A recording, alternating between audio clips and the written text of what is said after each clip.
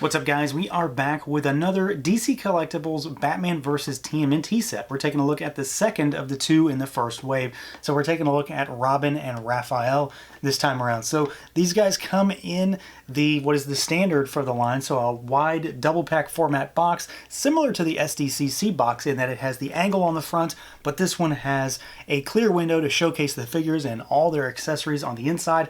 The sides have a shell motif with credits for the sculptors, and then the back of the package has a bit of a write-up and then shots of the rest of this wave. So let's do it. Let's pull them out and take a look. And here they are out of the package, our Robin and our Raphael figures. There's some interesting stuff going on here, not the least of which is the fact that this set really emphasizes the scale that they're going for when it comes to these figures, because as you can see, we've got two very different types of figures here. Not only do we have a Batman figure that is quite large, we have a Robin that is quite comparatively small in this line, and then of course we get a new design and shape for Raphael that is very much different from the rest of the figures in this line. He's a lot bulkier this time around, kind of reminiscent in some ways of his Rise counterpart in the current cartoon. So there's some interesting stuff going on here. So let's take a look at each one individually. Of course, we're going to start with Robin and then we'll get on over to Raphael. So our Robin figure here is pretty interesting. He is definitely on the limited side, and mine is unfortunately kind of wonky in one very weird way. So we're going to start off with that particular thing. So we've got a head that's on a ball peg here, and look at that thing go. It just rattles and rolls all over the place. It just spins freely on the peg here. Now, that is not to say that it doesn't stay in place once you pose it, but it moves around like you could breathe on it wrong and it's going to rattle around, which is really weird because it fits on quite tightly, but then I think that the peg is actually too high in the cavity and it's kind of rattling on the barbell almost. The alternate head in this pack does not have this issue for me, which is pretty good because that's the one I plan to use. So for that instance, we have got a head that can very much swivel all the way around. He's got quite a bit of attitude, bobble around, but he has nothing really on the up or the down. It's very, very limited there. Arms go out, they rotate at the shoulder. You've got a single jointed rotating elbow, gives you about 90 degrees. And then you've got ball hinges at the wrist, so up and down, rotate side to side. Pretty good range of motion there. You just have to work with the intricacies of that joint. You've got a diaphragm cut here, so he can bobble side to side slightly, backwards a little bit, but then you get this little hole going on here, and then a little bit forwards, and then rotation. You do have a waist twist down here as well. Legs go out only about that much. Pretty limited there. They kick forward only about that much, and they don't really kick back too far either. You can cut at that thigh to rotate. You've got double jointed knees, and then you've got rocker, and then you've got hinge down here at the ankle. So he is pretty limited, honestly. He's not nearly as agile as I would hope, and despite the fact that I'm not going to use this head as my main display head for this figure, this is a really weird and unfortunate problem. It should not be able to do this. I mean, come on, that's crazy loose. It's definitely a bit of a mix-up there. Now, what I do like when it comes to this figure is the aesthetics and the look. The sculpt on this guy is very much a simplified type of thing, so he's very comic, cartoon, animated style of look, so not a lot of harsh lines, but he looks really nice. And there isn't as much of that black line work on this figure as there was on, say, the Batman figure, but what he does have, like around his eyes and around his mask, and you've got a little bit of it peeking through on his chest, it looks really good. I like those little subtle changes to make it look a little bit more comic-y art style. The R on the chest is really nicely done. The colors pop against each other, but they aren't necessarily really vibrant on their own. Everything's kind of muted, and it's almost a satiny matte finish, which I do really like.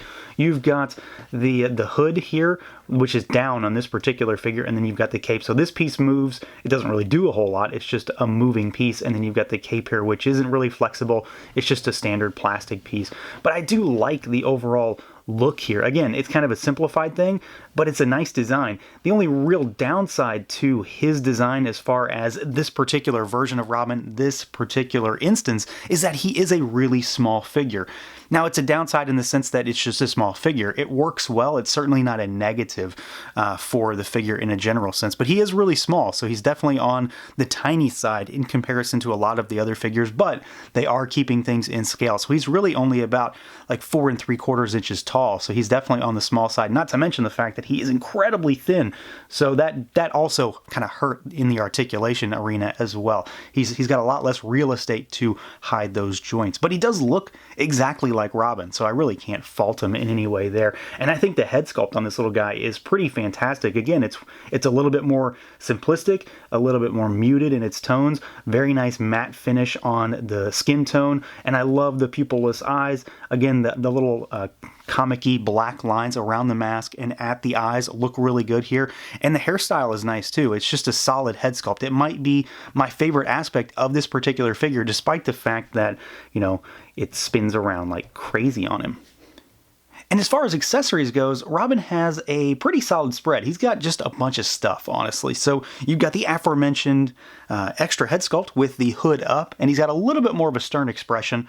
I do think that this head is a little bit better. It's just more of a preference thing, but it does, however, move better. It doesn't have the kind of wonkiness that my other head does, which is a bonus here. You've got some extra hands. So to start with, you've got some gripping hands. These are a more wide grip to hold on to certain accessories. You've obviously got one there now, but then you've also got a set of slightly less open gripping hands, but they don't actually expand to the size of the bow. So you can really only use these for the batarangs that he comes with, because these are sculpted to just have a hole in them. They aren't actually open gripping hands. So you've got 2 batarangs here, which we've seen with Batman. You've got the grappler gun, which we also saw with Batman. You've got a couple grapples, which we also saw with Batman. So you've got an open one and a closed one. And then you've got the little bat communicator device, which we again also saw with Batman. And then you've got the closed bow staff, so the collapsed version, and then you've got obviously the expanded version here in his hands. And he can hold this pretty well with 2 hands. These gripping hands are maybe a little too open for my tastes. He doesn't really hold it very well in a single hand pose. It's mostly a 2-handed is what seems to work best for me. And then you've got what seems to be a mainstay for every figure in this line, a piece of pizza. And then you've got something that we kind of saw with the Bat Mikey figure so far. He's got a manhole cover. Mikey came with one in the SDCC exclusive. It's not really a stand, it's just sort of a display piece. But this one says Gotham City on it, so for obvious reasons. So he does come with a whole bunch of stuff. He's got duplicates of certain things just to kind of give you a fully well-rounded out arsenal. I mean, you can't deny that there is a solid array of accessories when it comes to this particular figure, but then this line in general, really. Now, I imagine it goes without saying that my main interest when it comes to this whole line is the turtle side of things. I'm not the biggest DC guy out there, and the turtle stuff is just another way for me to get turtles in a new aesthetic, which I was definitely all in for, despite the fact that, well, again, I've still not seen this movie, so yeah, it's just more turtle stuff, and you know, we're in a Turtles overload right now, which is a good thing. So we've got Raphael here, and he is obviously different. He is still very similar to the other Turtles that I've already done so far. So Bat Mikey and Leonardo. He just happens to be bulkier. So the head on this guy really can't do much up or down, which definitely seems to be a trend with this line here. And then he can rotate side to side, spin around. There's not much bobble on this guy though. Arms go all the way out. They rotate at the shoulder. You've got a single jointed rotating elbow. You've got the ball hinges at the wrists, so you can spin around, hinge forward, backward, up and down. You have got no waist twist on this guy of any kind, as is the norm with Turtles. There is, however, articulation inside of the shell here, so you can kind of move him around, so there's technically a waist twist, but not really. It just sort of swivels him a little bit, and then you can kind of swivel him up top. So it's mostly just kind of a light jostling when it comes to the inner workings of this figure. The legs go out really far, though. They kick forward about all the way, just close. It's just he hits the shell. You kick backward a little bit. You can rotate up there at the thigh cut. You've got double jointed knees, but he's got big fat legs, and they do have the little knee pad piece in the back, which kind of acts as a stopper there. So it really only goes back about 90 degrees. And then you've got rocker, and you've got hinges down at those ankles, which work pretty well, honestly. The rocker is really solid, and the hinge goes further than you might expect for such, well, incredibly fat ankles. So he is exactly what I expected. These figures are still really limited compared to a lot of other lines, especially most modern lines in any general sense, but I still think he moves well enough that you can get him into some pretty solid poses. You always will have to kind of fight with the torso, and then of course the head as far as looking up and down. But as far as the overall look and feel of this guy, I mean, this is another instance where, despite me not really knowing enough about where these designs come from outside of just knowing that it exists, I like the way these turtles look. I think they look pretty cool, and that's really all that drew me in was, hey, these turtles look pretty cool, let's just buy them. And I was a big fan of the way Mikey turned out. I really like the way Leo looks, but I'm a big fan of Raphael here, and I'm not the hugest Raphael fan outside of like the 1990 movie. He's never been my favorite. Leonardo has always been my favorite. But I really like the idea of Raph being bigger than the other turtles. I don't know why I really like that, but I think it works, especially with him, being kind of a jerk. So it just works for me in the context of his character, and I think that he looks quite imposing. And compared to the other turtles, and compared to Robin here in particular, he definitely looks really big. He's certainly not a huge figure by any means. Just for example, here he is next to a Marvel Legends. So, this is a standard Marvel Legends figure, and he's still shorter there. He just happens to be really bulky, so there's a lot more plastic going on here. But he is still very similar to, say, Leonardo. Everything's just a little bit more exaggerated in terms of thickness, I suppose. So you still got that kind of the same muted color palette. You've got all the lines that run across the shell and in the musculature to bring out that comic cartoony aspect, the nice brown wraps on him. And I really, really, really dig what they do with this particular design, where you've got holes in the back of the belt to put his size in, which is a pretty cool way to do it. I'm assuming that's just accurate to the movie, but I like the idea of it translating into figure form. And then for the head sculpt on this guy, you've got this kind of big, almost blockhead type of look, which again kind of goes with the idea of Raph being hard-headed and just a jerk, so he's kind of got a big blockhead, and I really like it. He's got this kind of almost a smile, but it's very much a stern expression at the same time. And then like Leo, he's also got one of the bandanas that kind of wraps around, and it's supposed to drape a little better over his chest, but mine wants to ride up on him. Leo, they hang a lot better than this one did, but I've been trying to force it down a little bit. I may heat that guy up just to push it back down, but the colors there really pop. The face is nicely painted, and again, there's not a lot going on with this figure because it's mostly just that green color palette, but it's a cool looking design and it translates really well into figure form. Now for accessories, Raphael has a pretty solid spread, but I've definitely got some maybe confusion, complaints around some of how he actually utilizes some of this stuff. So to start with, you've got an extra head sculpt, and again, no idea what's going on here, but this is a cool looking head sculpt, and there is a very odd World War II-ish German style helmet of sorts sitting on top of his head. I don't know why. I don't care. It looks pretty interesting. It's got goggles on it. He's got a really nice expression going on, screaming, yelling. Looks solid to me. I have no complaints about it. Painted well, sculpted well. I just don't know what it is. He does have extra hands though. So to start with, you have got an extra set of kind of open palm kind of hands. These are not really able to do anything other than grip the pizza though. They do not hold the size. There is zero chance that that's going to happen. They cannot fit in here correctly. I've tried and tried and tried, and they just don't sit in here. Which leads me to my other kind of confusion, is that he does have a set of hands specifically for the size, and they have holes in them, so you can actually put the sai through the hand as if he was gripping it around the edges. But the way he holds it is really weird, like it was almost an afterthought. They don't actually go all the way in. It can't fit all the way up. That's not how he should be holding it. His thumb should be on the outside, and I have no idea how to get it in there without bending or almost breaking something.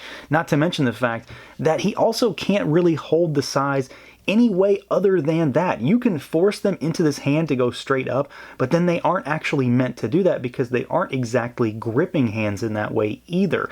So it's kind of weird. I'm kind of disappointed in terms of how he actually holds his weapons, because I prefer him to actually do, this thing.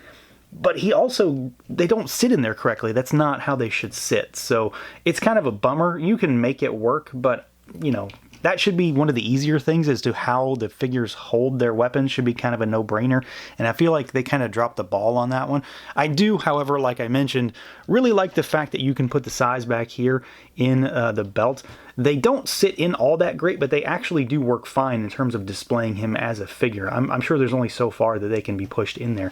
So I do like that. And then, of course, you do have the aforementioned size, which look really good. They're pretty big. Good paint apps on them. You've got yellow at the bottom, and you've got the wraps, and then some of the gray for the metal. So he does come with a bunch of stuff, but I'm a little bit disappointed in terms of the hand selection and then how the hands were implemented here. So overall, this set is pretty good, despite the fact that it does have some definite drawbacks to it. Robin is definitely limited in his articulation. Raphael is definitely limited in his articulation. They're just limited in different ways. My Robin head is wonky, but I'm not too beat up about that. But he does come with a solid set of accessories that work pretty well for him as a figure. Raphael looks fantastic, and again, he is pretty limited, but it's okay because it's a turtle and it's not too unexpected. I mean, he does have a shell and a carapace on him, basically, so it always hinders a turtle's articulation, so it's not too unexpected. The big downside for Raphael for me is the accessories. He has a great spread of accessories, but I just don't understand the hand choices and why one set is too grippy to actually utilize the size correctly, and one set is not gripping enough in order to hold them normally.